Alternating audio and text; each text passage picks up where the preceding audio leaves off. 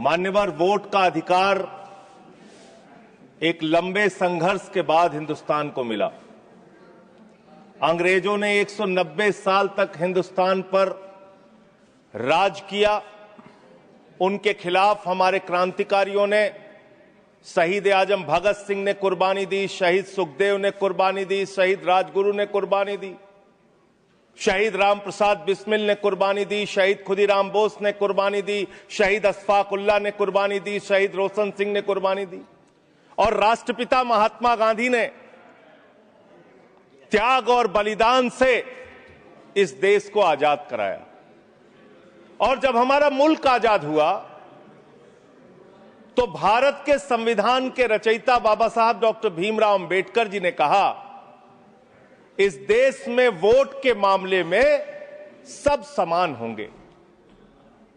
राष्ट्रपति के वोट की भी गिनती एक होगी, प्रधानमंत्री के वोट की भी गिनती एक होगी, मुख्यमंत्री के वोट की गिनती भी एक होगी, सांसद विधायक के भी वोट की गिनती एक होगी, और गांव में रहने वाले मजदूर के वोट की गिनती, दलित के वोट की गिनती, पिछड़े समाज के लोगों के वोट की गिनती, आदिवासी के वोट की गिनती एक होगी।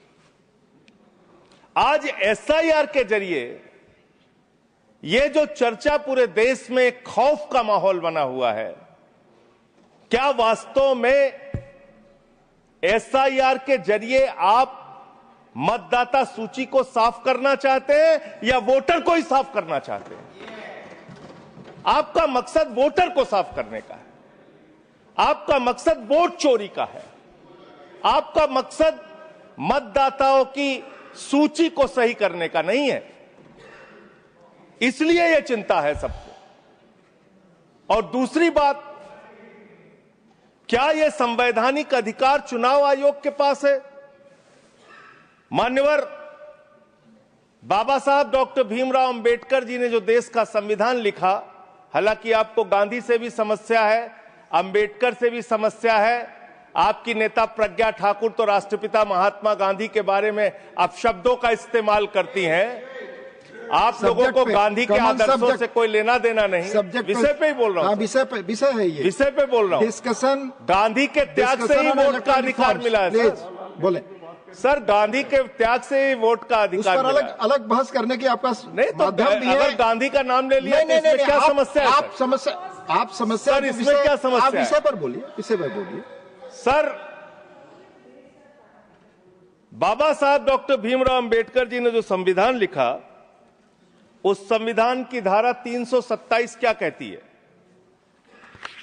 Power of parliament to make provision with respect to elections to legislatures subject to the provisions of this constitution, parliament from time to time by law make provision with respect to all matters relating to or in connection with elections to either house of parliament or to the house of or either house of the legislature of a state, including the preparation of electoral rolls, the delimitation of constituencies and all other matters necessary of securing the due constitution of such house or houses।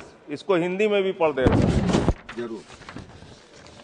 Bharat के संविधान की धारा 327 कहती है, इस संविधान के प्रावधानों के अधीन रहते हुए संसद समय समय पर विधि द्वारा संसद के किसी भी सदन या किसी राज्य के विधानमंडल के सदन या किसी सदन के चुनाव से संबंधित सभी मामलों के संबंध में प्रावधान कर सकती है, जिसमें मतदाता सूची तैयार करना, निर्वाचन क्षेत्रों का परिसीमन करना और ऐसे सदन या सदनों के विधिवत गठन को सुनिश्चित करने के लिए आवश्यक अन्य सभी मामले शामिल हैं।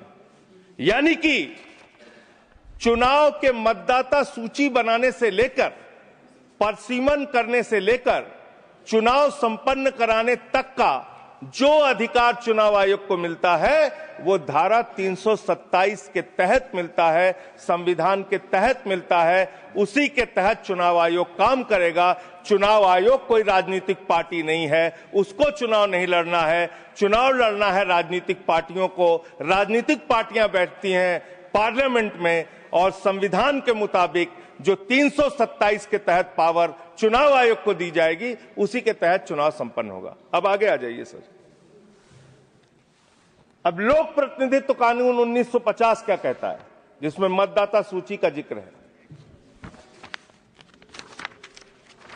इसमें साफ तौर पे लिखा हुआ है, इसकी धारा 20